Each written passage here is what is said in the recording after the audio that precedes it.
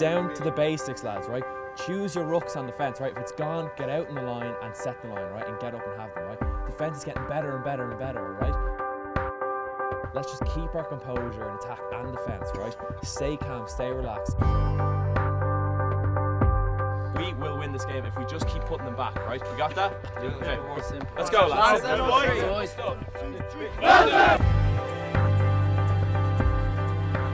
Well, my name is Joe Walsh, I'm 17 years old and I'm a rugby coach from Dublin, Ireland.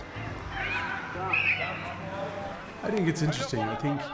I know Joe himself has ambitions to remain in the game, and I think it's really interesting. We're both business teachers, and in a way what he's doing is entrepreneurial. He, at a young age, is trying to, I suppose, fill the gap that there is out there in the rugby marketplace. I really fancy Joe, lads. Good man. Joe's a great lad. Alex. One more, last one. There's always a rugby ball in the house, you know, so I suppose there's always a rugby game on television, there's always a rugby ball around. If you're in the garden, there's always a ball getting thrown, I suppose, yeah. And I suppose that's as far back as I can remember now. What do you think, like? Yeah, you would have always been throwing the ball to him from the time he was tiny. We'd have pictures of him with rugby balls when he was, before he could walk. You know, and he always went to the games with his dad. Loved going. Yeah, you know, yeah. Went to every game. He even got to go away to a few games. The programmes, I suppose, was the thing you remember every time. Yeah, you the bought programmes. programmes. Yeah. Because I used to collect all the programmes from all the years ago when I was going to rugby, and then Joseph started collecting them. But he was the only person I ever saw who actually read the programme from start to finish. A week later, you come back, he'd still be reading the programme. Well, the thing I always say is that my first present was a rugby ball. So I think, when I was younger, I was straight into rugby from my first couple of days. My dad was a rugby player and kind of coached for a little while as well, so he kind of naturally brought me into it. And then I guess as I got older, when I moved to Dublin, then when I was eight or so, I started playing rugby. Played from that age up until I was about 14 going on 15.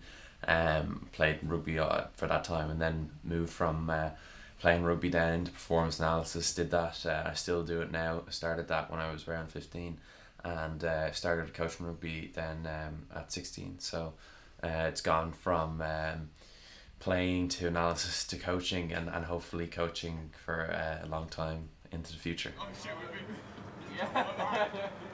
I stopped playing rugby kind of around January or so, or it was probably maybe around Christmas when I was in second year, and I kind of went to the coach of the team, who was Calvin Lee, and he just said to me, I said I don't want to play anymore, and he pulled me aside and kind of talked to me. It could have been going on past half an hour to try and figure out why did I want to stop, first off, what was the reason, and obviously it was him. He felt it's his responsibility as a coach, and I understand it now as being a coach, is he felt that it was his responsibility to check that it was nothing that he was doing that was making me stop. So Joe accepted a kind of a role in the support of the teams on match day and training days. He'd help with water bottles, he'd help with distributing the various bits and pieces, paraphernalia that we use in the training. So essentially he was in a kind of a assistant coaching, but probably more managerial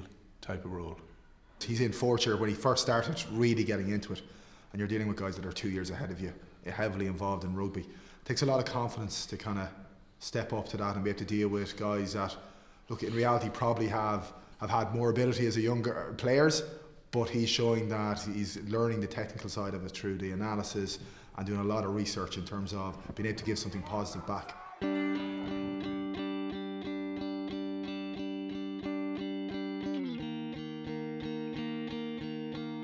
Sometimes you have guys who think they can only play low-level rugby, or they don't want to, don't have any ambition to play any higher level.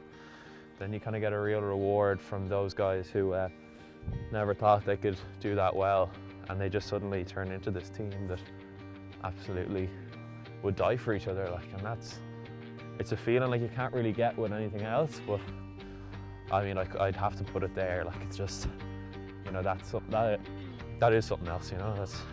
That's kind of one of your main roles as a coach, is kind of, if you don't create that environment to let lads have fun and let lads actually enjoy what they're doing, then there's actually no point in you being there. And sometimes, especially at this level, you have to let lads enjoy themselves.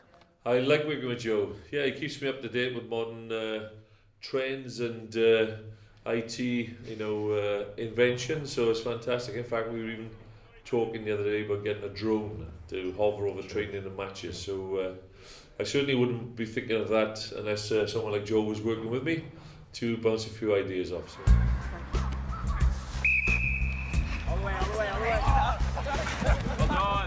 The lads really kind of switched on. We obviously got it running out of the way at the start. That's kind of what I should say to the lads, try and get the running out of the way early so we can kind of enjoy the session after that. At J3 level, we have a game on Friday away to UCD, and that's obviously a big game. You know, we lost to them at the very first game of the season, and of course the J3s have a real shot this season. I think we've got a real good team going.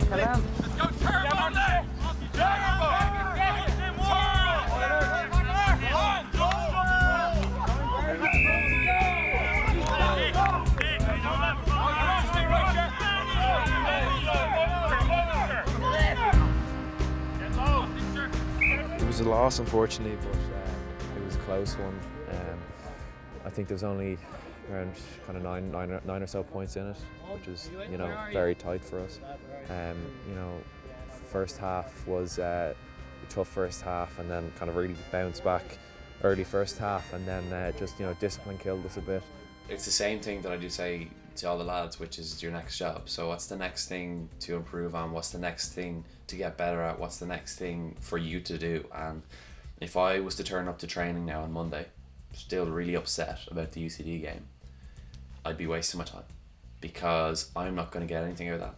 The lads won't get anything out of that. So you take the bit that's annoyed you, you take the bit that kind of is put a cog out of place, put it back in, move on. That's it. There's nothing to be gained from kind of staying on all the stuff that's gone wrong and staying on all the stuff that's annoying you.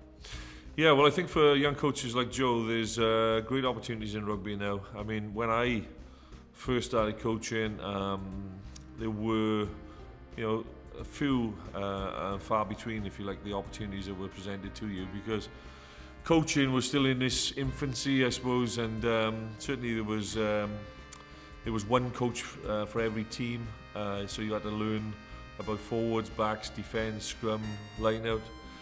Now coaching has become so specialised that it means that a coach can progress and be part of a coaching team the further up the levels he goes. We said that for someone like Joe, would fully anticipate Joe becoming a head coach of a professional team one day. It's all been his own He work. did it all himself, and I take my hat off to him, I take my hat off to him. He has a fantastic determination. He's just single-minded. I mean, people wouldn't maybe realise, we see him here, the hours he puts in. Like, he goes down and he puts the hours in the Monday nights, the Wednesday nights, then he's down there Friday and Saturday. But then when he's home here, he's up there and he's doing all of the work that you have to do. I think enthusiastic, I think energetic. I think Joe is very, very focused. But he certainly, once he sets himself a goal, he looks at how he's going to get there. So it's a great skill he seems to have in terms of identifying those little steps he needs to get to where he wants to finish up. There's no point in me being years ahead of anyone else if I'm not consistent. So I need to stay consistent with my coaching, my schoolwork. It's pretty impressive, like. Yeah. I mean, you don't hear a lot of people just 16, 17 just coaching big teams. So that's pretty cool. But he really, he has a passion, and I just said, look, go for it. And whatever it is you need to do, just go for it and do it. And he's doing it, so he's 17, and I'm so proud of him, and I know you're so Very proud. proud. He's a great guy. Obviously the main goal would be, the next head coach of the Irish team, but it's a long way away yet. So just keep building, keep getting the experience, keep developing my game. If I'm too static in my understanding, then there's no reason for me to do it. Keep learning, keep watching rugby, keep coaching rugby. How was that? Joe lost 17. No, I'll do a more serious face this time.